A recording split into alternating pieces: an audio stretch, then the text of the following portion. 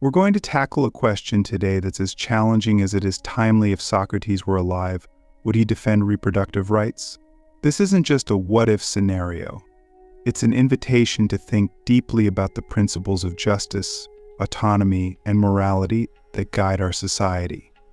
Socrates, the legendary philosopher who lived and died for his commitment to truth, would never give us a simple answer. Instead, he'd ask us questions designed to make us confront the foundations of our beliefs, no matter how uncomfortable or inconvenient they might be. Imagine Socrates walking into the center of our modern debate about reproductive rights. He wouldn't start by taking a side. He wouldn't deliver a stirring speech or offer a manifesto. Instead, he'd ask, what does it mean to have rights? Who gets to decide? And why is this issue so deeply divisive? Let's break this down.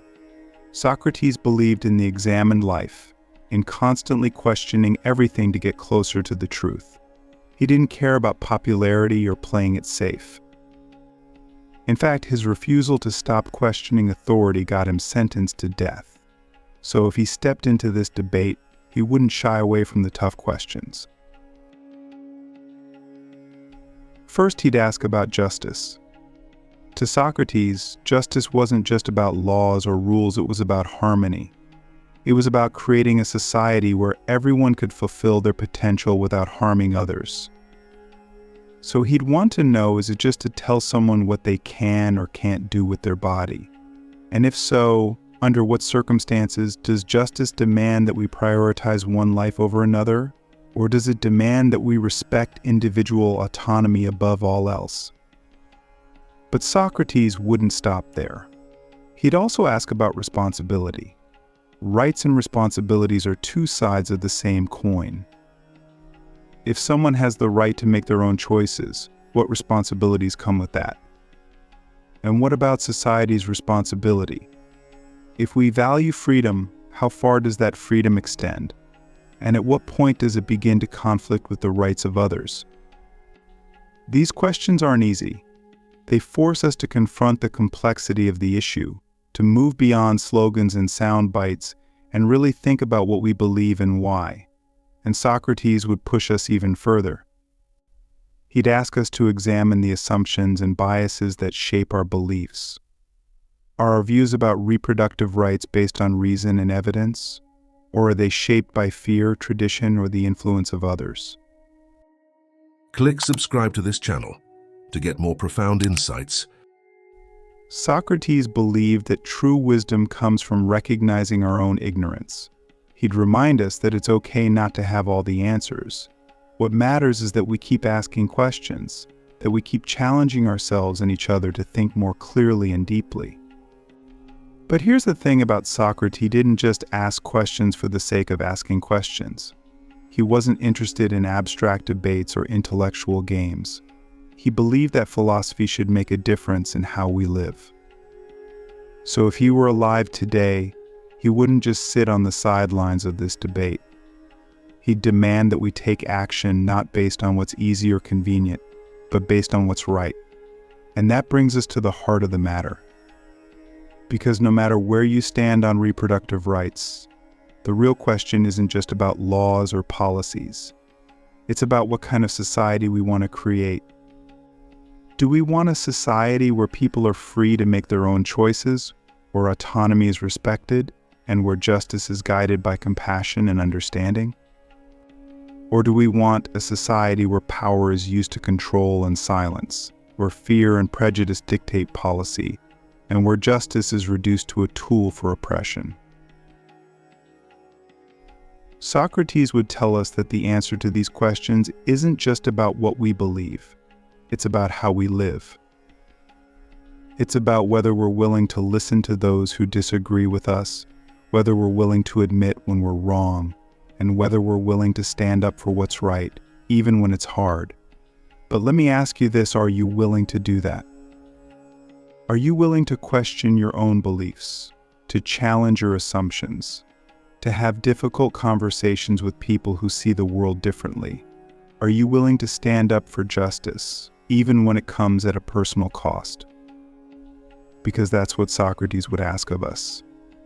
and he wouldn't let us off the hook. He'd remind us that the unexamined life isn't worth living, and neither is the unexamined belief. So if this Socrates were alive today, would he defend reproductive rights? Maybe, maybe not. But one thing's for sure, he'd demand that we think harder, question deeper, and live more courageously.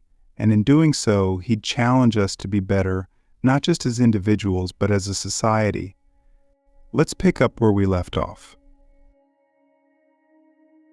Socrates wouldn't just let this question sit in the realm of abstract philosophy. He'd push it further, asking us to untangle the relationship between justice and autonomy.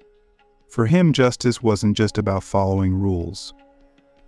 It was about creating a society where individuals could pursue virtue and truth, while also balancing their responsibilities to the collective good. This would bring us to the heart of a modern dilemma. Reproductive rights often reflect a collision between personal autonomy and societal values. Socrates would ask, what does it mean to be free? Is freedom the ability to act as we wish, or does freedom come with moral boundaries? Who defines those boundaries? And what happens when one person's freedom appears to conflict with another's? Imagine Socrates standing in front of someone who argues that reproductive rights should be limited to protect potential life. He'd likely begin with a question, do you believe in the sanctity of life? The person would probably say yes. Socrates, always calm and methodical, would follow up, where does life begin? And how do we determine that the conversation might move towards science, religion, or philosophy? But Socrates wouldn't stop at definitions. He'd want to know who gets to decide these things and why their perspective should hold authority over others. At the same time, Socrates wouldn't let someone who supports unrestricted reproductive rights off the hook. He'd turn to them and ask, if we value personal freedom, are there any limits to that freedom? Does your autonomy extend to decisions that might affect others? And if so, how do we determine the moral boundaries of those choices? This isn't about trapping anyone. Socrates wasn't a courtroom lawyer trying to win an argument. He'd ask these questions because he believed in clarity. He wanted people to face the full weight of their beliefs and the implications of their choices. And he'd remind us that no belief exists in isolation. Every decision we make is tied to a web of consequences, and understanding those consequences is part of being a moral agent. But here's where Socrates gets tricky. He'd ask us to look inward. He'd say, you argue about policies and laws, but what about the soul? Are your beliefs shaped by reason and virtue, or by fear and convenience? Are you defending justice, or are you defending yourself? These are the kinds of questions that make people squirm. They demand honesty, and honesty is hard, especially when it might reveal that we're not as virtuous as we'd like to think. But Socrates wouldn't ask these questions to shame us. He'd ask them to push us closer to the truth. Because for him, the truth wasn't just something to talk about. It was something to live. Let's bring this back to the issue at hand. If Socrates were alive today, how would he approach the practical side of reproductive rights? He might begin by questioning the role of the state. What is the purpose of laws? Are they meant to enforce morality, or are they meant to protect individual freedoms? And if they're meant to protect freedoms, whose freedoms take precedence when rights appear to conflict? For example, imagine Socrates questioning a legislator who supports strict regulations on reproductive rights. He might ask, you argue that the state has a responsibility to protect life, but does that responsibility include controlling the decisions of others? And if so, where does that control end? Does the state have the right to dictate other personal choices? Like who someone marries or what they believe, but Socrates wouldn't let someone who supports reproductive rights avoid scrutiny either.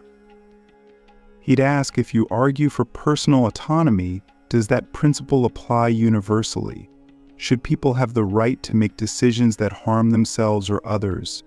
And if not, how do we draw ethical lines without contradicting the value of freedom?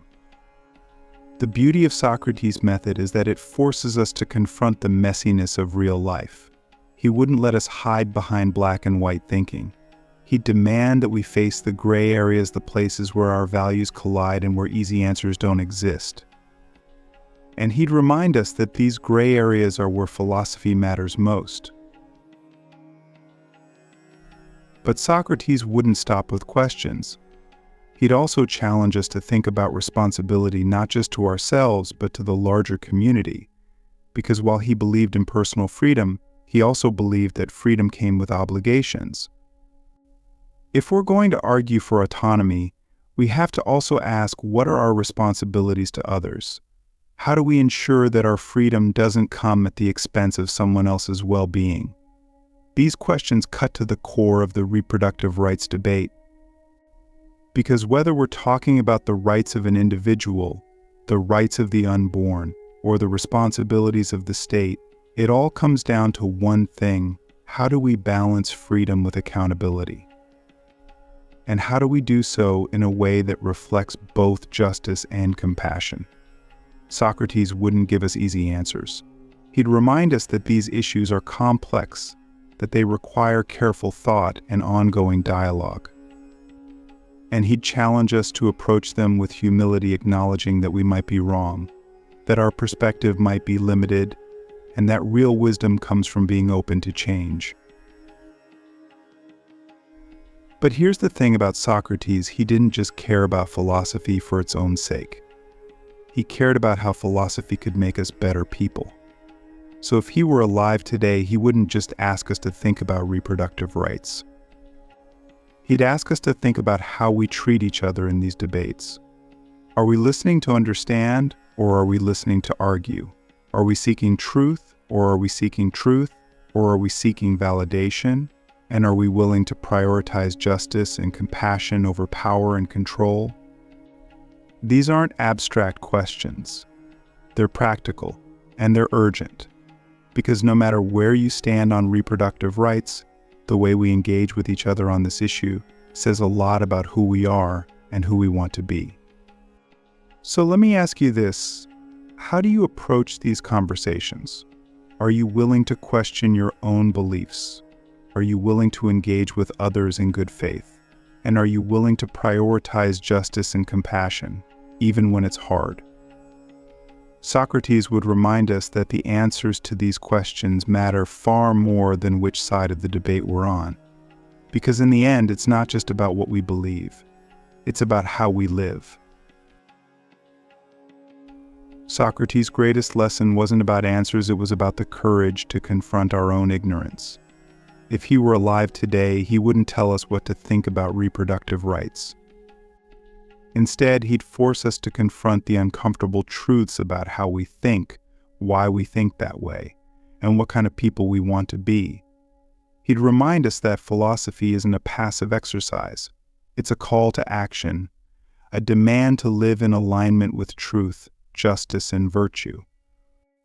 Let's talk about what that means in the context of a divided world. Socrates believed that wrongdoing harms the soul of the wrongdoer more than the victim. When we act unjustly, whether by enforcing harmful laws, turning a blind eye to inequality, or refusing to engage with others in good faith, those actions don't just hurt others, they damage who we are. He'd ask, are you living in a way that strengthens your integrity, or are you compromising it for the sake of convenience, fear, or tribal loyalty? This question matters because debates over issues like reproductive rights aren't just about policies or abstract principles. They're about people. They're about how we treat one another, even when we disagree. Socrates would push us to engage in these conversations with humility and courage. He'd demand that we prioritize truth over comfort and justice over personal gain. But he'd also remind us that virtue isn't just about what we do, it's about why we do it. Are we acting out of compassion, or are we motivated by power and control? Are we seeking to understand others, or are we trying to dominate them?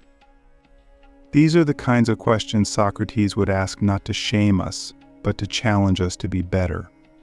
And here's the hard truth: living virtuously in a divided world isn't easy. It means questioning your own beliefs, listening to those who disagree with you, and refusing to reduce complex issues to simplistic answers. It means standing up for justice, even when it's unpopular. And it means being willing to admit when you're wrong. If Socrates were alive today, he wouldn't give us solutions. He'd give us the tools to find them ourselves. Because the unexamined life isn't worth living, and neither is the unexamined society.